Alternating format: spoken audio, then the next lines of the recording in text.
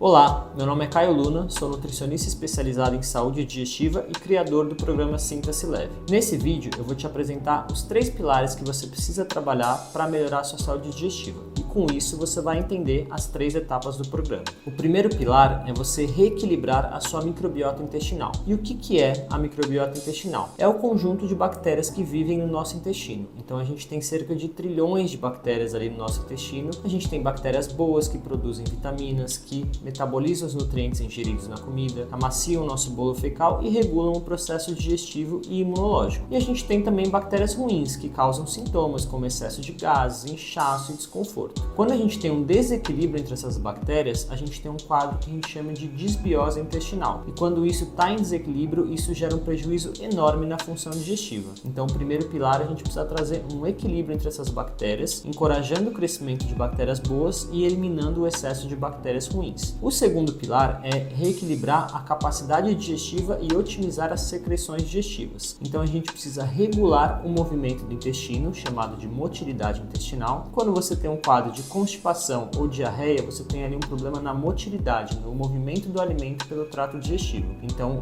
parte do segundo pilar é regular esse processo. A outra parte do segundo pilar é otimizar as secreções digestivas. A gente tem, por exemplo, o ácido clorídrico, que é uma substância importante produzida pelo estômago, as enzimas digestivas, que são substâncias que auxiliam na digestão dos alimentos produzidos pelo pâncreas, e também a bile, que é uma substância que ajuda muito na digestão das gorduras produzida pelo fígado.